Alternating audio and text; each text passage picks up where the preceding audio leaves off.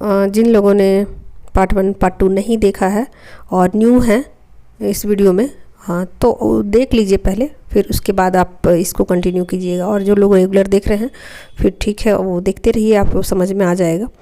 तो देखिए फेमिनाइन अपनी एनर्जी को सेव करना शुरू कर देती है, बाउंड्रीज बना लेती है। तो ऐसे में क्या होता है कि उनके काउंटर पार्ट उनके पास तेज़ी से रन करते हैं, और रन करने के बाद अब वो क्या करते हैं कि फेमिनाइन से झगड़े करने शुरू कर देते हैं, और यहाँ स्पिरिचुअल फाइट शुरू हो जाती है। दोनों के बीच एक ईगो वाली फाइट स्टार्ट हो जाती है। चूँकि मैं फेमिनाइन का अभी नहीं बता रही हूँ उनकी अवेकनिंग कैसे होती है, तो अभी सीरीज ज़्यादा मेरा फोकस रहेगा डिवाइन मस्कुलिन पे। तो उनके लिए बीच बीच में थोड़ा थोड़ा मैं बताऊँगी, क्योंकि बगैर एक दूसरे के ये जर्नी कंप्लीट तो होती नहीं है। तो फेमिनाइन क्या करती है कि सेल्फ लव में चली जाती है, और वो ना अब मेडिटेशन वगैरह ज़्यादा करना शुरू कर देती है, और उनको मेडिटेशन अच्छा लगने लग जाता है। और ऐसा भी हो सकता है कि फेमिनाइन मेडिटेशन में फोकस ज़्यादा कर दे और बिल्कुल समाधि की अवस्था तक पहुंच जाए, ऐसा ज़्यादा पॉसिबिलिटी है।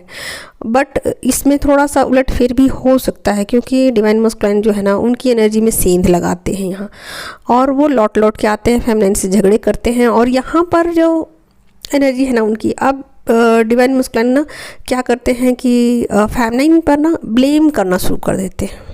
ठीक है, अब ब्लेम मतलब कुछ इस तरीके का, क्योंकि वो चीज़ें तो है नहीं, डिवाइन मस्कुलिन को भी पता है कि फेमिनाइन कितनी लॉयल है, बट कुछ इस तरीके का इल्ज़ाम वो फेमिनाइन पर डालना शुरू कर देते हैं, जिससे कि फेमिनाइन उनको एनर्जी दे दे, क्योंकि सारा कुछ यहाँ एनर्जी का ही खेल चलता है। तो फेमिनाइन बिल्कुल रिजिड हो जाती है कि नहीं नहीं मुझे नहीं देना, और उनको अच्छा भी थोड़ा थोड़ा लगने लग जाता है। उनको कुछ कुछ चीज़ें ना मतलब पता चलनी शुरू हो जाती है कि नहीं, एनर्जी सेव करना कितना उनके लिए अच्छा है, और इसके वजह से वो बहुत ज़्यादा खुश भी रहने लग जाती है अंदरूनी तौर पर। उनको पता ही नहीं चलता कि मैं क्यों खुश हूँ इतना, और अकेलेपन में उनको अच्छा लगना शुरू हो जाता है।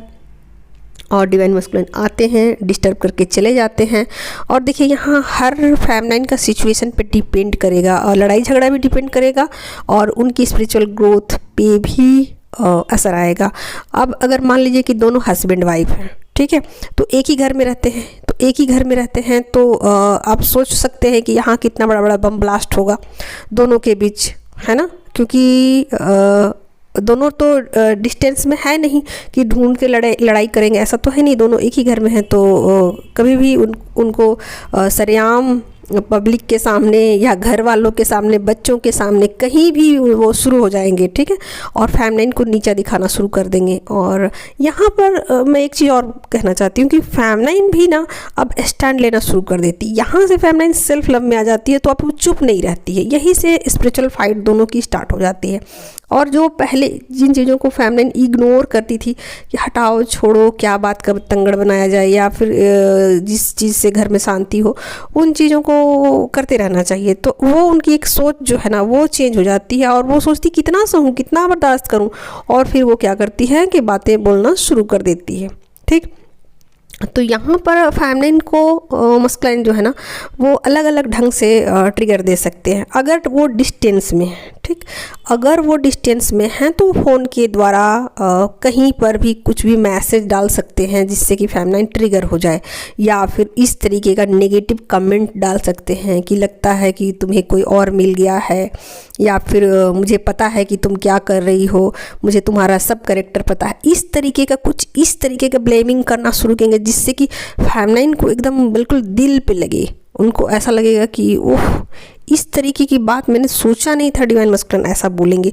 और तब फेमिनाइन को ऐसा लगता है कि ये था डिवाइन मस्कुलिन का असल चेहरा, जो कि मुझे समझ नहीं आया। असल बात ये था कि मुझे समझने में गलती हुई डिवाइन मस्कुलिन को, और उनको खुद पे मतलब फेमिनाइन को ऐसा लगता है कि खुद पे शर्मिंदगी उनको लगती है कि ये क्या मैंने कर दिया, मुझसे कैसा मिस्टेक हो गया कि मैंने ऐसे इंसान से प्यार किया जो इस तरीके की बातें करता है। ठीक है, तो फेमिनाइन थोड़ी थोड़ी गिल्ट वाली भी एनर्जी में चली जाती है, और डिवाइन मस्कुलिन बिल्कुल ट्रिगर करते हैं बहुत फास्ट तरीके से, और फेमनाइन की करेक्टर पे सवाल उठाना शुरू कर देते हैं, ताकि फेमनाइन फ्रस्ट्रेट होकर के किसी भी तरीके से उनको एनर्जी दे। मतलब एनर्जी का यहाँ ये मतलब बिल्कुल नहीं है दोस्तों कि फेमनाइन सिर्फ फिजिकली उनको एनर्जी दे, ऐसा बिल्कुल नहीं। वो बातचीत भी करना चाहते हैं, लड़के भी उनसे एनर्जी लेना चाहते हैं, और लड़ने का यहाँ मकसद भी यही होता है मस्कुलाइन का कि इसी बहाने फेमनाइन से एनर्जी मिल जाए।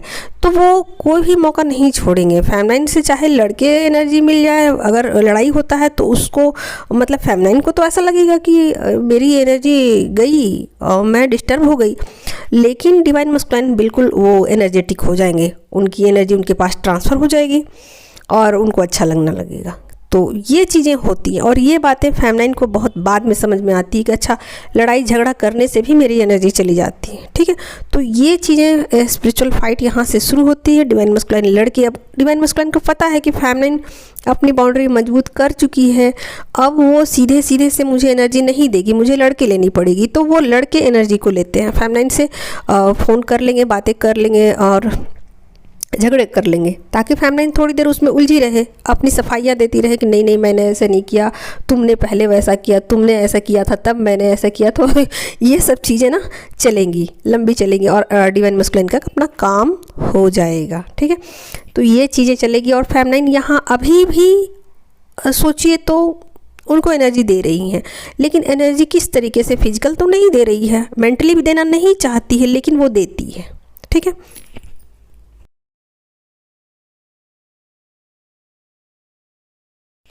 और फेमनाइन के अंदर ना एक अजीब सा बेचैनी हो जाता है कि अब मैं क्या करूं, कैसे मैं अपनी एनर्जी प्रोटेक्ट करूं। और अगर मान लीजिए कि दोनों कार्मिक के साथ है, दोनों कार्मिक के साथ अपनी ज़िंदगी को व्यतीत कर रहे हैं, तो भी डिवाइन मस्कुलाइन फेमनाइन की एनर्जी लेवल पर, उनके एनर्जी फील्ड में आकर के उनको सपनों के थ्रू उनकी एनर्जी में अटैक करते हैं। कई बार फेमनाइन रात में ठीक से सोती है और सुबह में उठती है तो उनको बहुत अजीब लगता है, उनको लगता है कि कुछ उनको हुआ है, उनके बॉडी में पेन है, उनके सर में दर्द है, अजीब सा उनको शरीर में भारीपन होता है, नेगेटिविटी फील होती है, लो बहुत ज़्यादा वो फील करती हैं। तो ये सब चीज़ें जो होता है ना फेमनाइन के लाइफ में होना शुरू हो जाता है, क्योंकि उनको नहीं पता होता है कि अब अटैक बहुत ज़्यादा होगा, क्योंकि मैं अपनी एनर्जी सेव कर रही हूँ और सेव करने पर ज़्यादा अटैक होता है। तो आप जैसे ही अपनी एनर्जी को सेव करने लग जाते हो ना, अटैक ज़्यादा होता है। जब तक आप अपने एनर्जी को सेव नहीं करते हो, अटैक भी नहीं होता। यानी कि जर्नी जो फर्स्ट पार्ट में बताती हूँ, जहाँ फेमनाइन चेज करती है, वहाँ पर अटैक नहीं होता फेमनाइन की एनर्जी में, लेकिन जैसे ही फेमनाइन जर्नी के सेकंड पार्ट में आती है, उन पर अटैक शुरू हो जाते हैं दोस्तों। और यहाँ से ना फेमनाइन जो है वो अब निराश होकर के, फ्रस्ट्रेट होकर वो ईश्वर की शरण में चली जाती है, और वहाँ से वो मदद मांगना शुरू करती है, एंजल्स से, गाइड से, स्पिरिट गाइड से, सबसे वो प्रार्थनाएं शुरू कर देती है, सबसे मदद मांगना शुरू कर देती है, क्योंकि यहाँ उनको एनर्जी की अहमियत भी समझ में आ जाती है। यानी कि वो बीच होती है, ना तो अपने डिवाइन काउंटर पार्ट से वो अटैच होती है, ना डिवाइन से वो अटैच होती है, ना 3D से किसी भी तरीके का उनका अटैचमेंट होता है। मतलब वो एक तरीके से कहा जाए तो बिल्कुल अकेली हो जाती है, बिल्कुल अकेली हो जाती है। उनको ऐसा लगता है कि पूरी दुनिया में कोई नहीं है मेरा। ठीक है, तो ये हालत हो जाती है फेमनाइन की। ठीक है, तो यहाँ से वो अपने स्पिरिट गाइड से, एंजल से अटैच होना चाहती है, मदद लेना चाहती हैं। ठीक है, तो आज इतना ही, अगला पार्ट में मैं इसके आगे बताऊँगी।